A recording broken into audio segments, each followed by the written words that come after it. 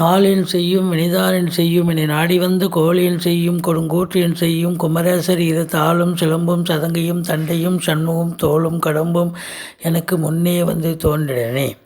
உலகமெங்கும் வாழ்ந்து கொண்டிருக்கும் ஸ்ரீ குபேரன் டிவி நேயர்களுக்கு சைதை ராஜாவின் அன்பான வணக்கங்கள். நாம் இப்பொழுது இந்த எபிசோடில் வார ராசி பலன்கள் வாக்கிய பஞ்சாங்க அடிப்படையில் கிரகங்கள் செப்டம்பர் 2ஆம் தேதி முதல் செப்டம்பர் 8ஆம் தேதி வரைக்கும் உள்ளடக்கிய நாட்களுக்கு கிரகங்கள் எப்பேற்பட்ட பலன்களை வழங்கப் போகிறது என்பதை ஒவ்வொரு ராசியாக பார்க்கலாம் வாங்க. மகர ராசி காலபுருஷனுக்கு 10வது ராசி. சனி பகவான் ஆட்சி பெறும் வீடு. உத்திராடம் 2, 3, 4 பாதங்கள், திருவோணம் அவிட்டம் 1, 2 பாதங்கள் உள்ளடக்கியது. இந்த மகர ராசி அன்பர்களுக்கு இந்த வார கிரகங்கள் நல்ல பலனை தருமா இல்லை சுமாரான பலனை தருமா? முதல்ல ராசிநாதன் ராசிக்கு 2ஆம் இடம் என்று சொல்லக்கூடிய கும்பத்தில் மூலத்திரிகோணம் விடுத்து இன்னொரு ஆட்சி வீட்டில் இருக்கிறார், வக்ரகதியில் இருக்கிறார். 7 சனி நடந்து கொண்டு இருக்கிறது. எந்த ஒரு ராசிக்கும் ராசிநாதன் வந்தால் கொண்டாட்டம். ஆனால் இந்த மகர கும்ப ராசிகளுக்கு ராசிநாதன் வரும்பொழுது திண்டாட்டமும் இருக்கிறது, கொண்டாட்டமும் இருக்கிறது. அதாவது இவங்க உழைப்பை நம்பக்கூடியவர்கள். என்னதான் இருந்தாலும் 7 சனின்னு ஒன்று வந்துடுது. அது ஒரு 19 வயசுக்குள்ளே இருக்கிற பிள்ளைகளுக்கு கொஞ்சம் பிரச்சனைகளை தருகிறது. படிப்பு சரியாக மந்தத்தன்மை தந்து விடுகிறது. 19 வயசுக்கு மேலே உள்ளவங்களுக்கு இதுதான் வாழ்க்கை, இதுதான் பாதை, இதுதான் பயணம்னு ஒரு நல்லது செஞ்சுட்டு போகக்கூடிய ஒரு சூழல். அதனால் இந்த சனி பகவானுக்கு சங்கடம் தீர்க்கும் சனி பகவானே மங்களம் பொங்க மனம் வைத்தருள்வா சச்சரவின்றி சனீஸ்வர தேவை இச்சகம் வாழ்க இன்னருள் தாத்தா. இந்த சுலோகத்தை சொல்லுங்கள். எள்ளெண்ணெய் தீபம் இட்டு வாருங்கள். சனீஸ்வர பகவானுக்கு தனி சந்நிதி இருக்கும் கோயிலாக தேர்ந்தெடுத்து. மற்றபடி இந்த 2ஆம் இடத்துல சனி வக்ரமாக இருக்கிறது. இப்போ மகரத்தில் இருப்பதாக ஒரு ஐதீகம். அதனால் சில பிரச்சனைகளை சந்திக்கக்கூடிய ஒரு சூழலையும் இருக்கிறது சனி வக்ரமாக இருப்பதால். பொருளாதார வரவு இருந்த போதிலும் கொடுக்கல் வாங்கல் கண்டிப்பாக செய்யக்கூடாது. குடும்பத்தில் எல்லார்கிட்டையும், கணவன் மனைவி மட்டும் இல்லை, மற்ற குடும்ப உறுப்பினர்கள்கிட்டையும், விருந்தாளிகள், வீட்டிற்கு வரக்கூடிய நட்பு வட்டாரங்கள் யாரிடத்திலும் நீங்கள் கொஞ்சம் பார்த்து தான் பேசணும் அப்படிங்கிற ஒரு நிலை இருக்குது. மற்றபடி கொடுக்கல் வாங்கல் கூட கண்டிப்பாக செய்யக்கூடாது. 3ஆம் இடம் ராகு பகவான் உபஜயஸ்தானத்தில் ராகு இருப்பது மாபெரும் சிறப்பு. அதாவது 3ல் ராகு இருக்க கொடுத்து வைக்கணுங்க. அப்போது இந்த மகர ராசியில் பிறந்த அன்பர்களுக்கு இந்த ராகு பகவான் உங்களுக்கு நன்மைகளை, அதாவது சுபங்களை அள்ளித்தரக்கூடிய ஒரு அமைப்பு, வாரி வழங்கக்கூடிய ஒரு நிலை. 500 ரூபாய் எதிர்பார்க்குற இடத்துல 5000 ரூபாய் கட்டே கிடைக்குங்க. அந்த அளவுக்கு பலன்களை வாரி வழங்கக்கூடிய ஒரு நிலையில் இந்த ராகு பகவான் இருக்கிறார். அது உள்நாட்டு வாணிபம், வெளிநாட்டு வாணிபம், ஏற்றுமதி இறக்குமதியாளர்கள், ஷேர் மார்க்கெட்டில் இன்வெஸ்ட் பண்ணுறவங்க, ஸ்பெக்குலேஷன் பண்ணுறவங்க, ஆன்லைன் பிஸ்னஸ் பண்ணுறவங்க, ஹோட்டல் பிஸ்னஸ் பண்ணுறவங்க, இவங்களுக்கெல்லாம் ஒரு சிறப்பான காலம். ஷேர் மார்க்கெட் பண்ணுறவங்களுக்கும், இந்த ட்ரேடிங் பண்ணுறவங்க, இந்த computer, laptop, electronical goods sales and service பண்ணக்கூடியவர்கள், இவங்களுக்கெல்லாம் சிறப்பான ஒரு நிலை. இம்போர்ட்டிங் எக்ஸ்போர்ட் பண்ணுறவங்களுக்கு ரொம்ப சிறப்பு. வெளிநாடு போய் தான் பண்ணணும் இல்லை, இங்கேயே வெளிநாட்டுக்கு வர்த்தகம் பண்ணாலே போதும், சூப்பராக சம்பாதிக்கும் பண்ணக்கூடிய நிலை ஏற்படும். இந்த 4ஆம் இடத்தை சனி பார்க்கிறார். இந்த 4ஆம் இடம் என்பது மாதுருஸ்தானம்.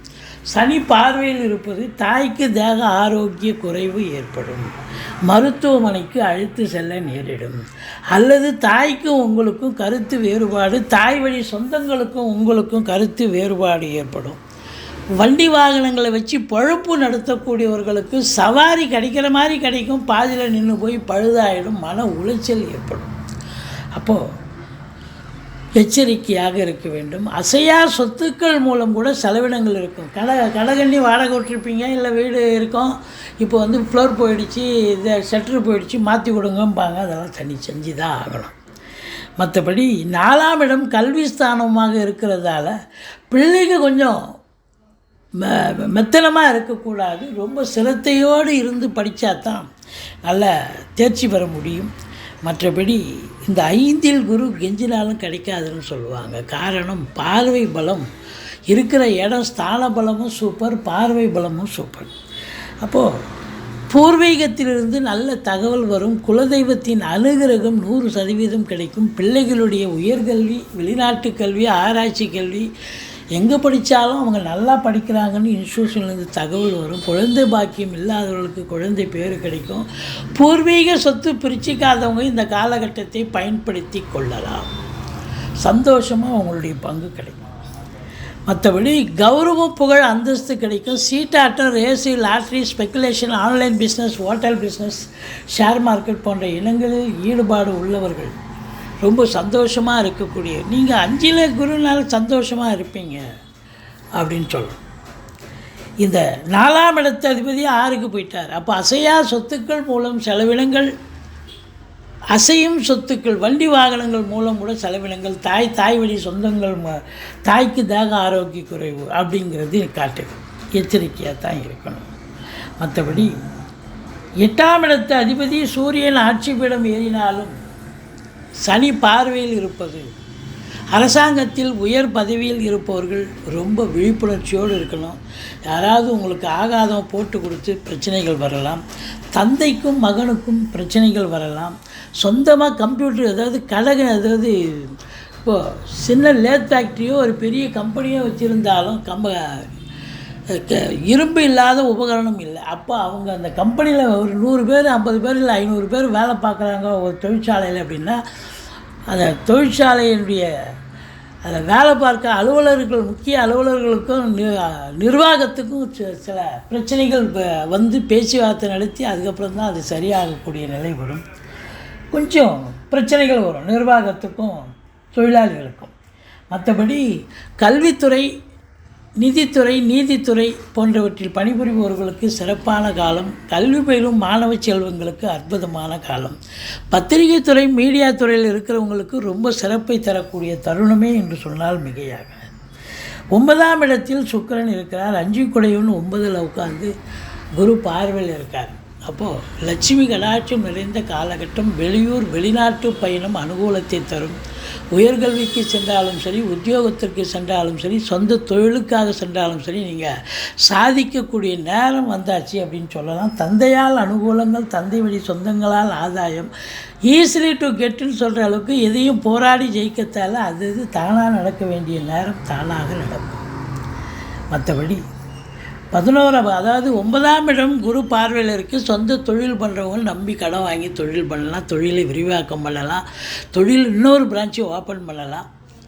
வேலையில் இருக்கிறவங்க அரசு உத்தியோகமாகட்டும், தனியார் துறையாகட்டும், காவல்துறை, தீயணைப்புத்துறை, மருத்துவத்துறை, இராணுவத்துறை, ரசாயனத்துறை, எந்த துறையில் வேலை பார்த்தாலும் அவங்களுக்கு வேலையில் ஒரு இம்ப்ரூவ்மெண்ட் இருக்கும்.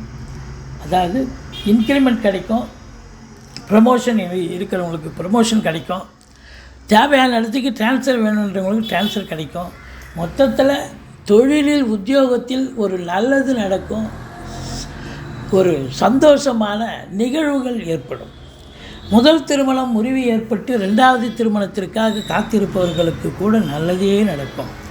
இப்படி மகர ராசியில் பிறந்தவர்களுக்கு இந்த வாரம் சூப்பராக இருந்தாலும் 2ஆம் தேதி, 3ஆம் தேதி, 4ஆம் தேதி சந்திராஷ்டம நாள் வருவதால் மிகுந்த எச்சரிக்கையோடு இருங்க. சந்திராஷ்டமம்னு சொல்லிக்கிங்க, சோதனமாக நடந்துக்குங்க. இரவு பிரயாணம் வேண்டாம். மற்றபடி குறை ஒன்றுமில்லை. நீங்கள் வணங்க வேண்டிய தெய்வம் முருகப்பெருமானை வணங்குங்கள், ஈஸ்வரனை வணங்குங்கள். வாழ்க்கை வளமோடும் நலமோடும் அமையும். ஸ்ரீ குபேரன் டிவியை பார்த்தமைக்கு நன்றிகள். மேலும் இது போன்ற தகவல்களை தெரிந்து கொள்ள ஸ்ரீ குபேரன் டிவியை சப்ஸ்கிரைப் செய்யுங்கள். மறக்காமல் பெல் ஐக்கானை கிளிக் செய்யுங்கள்.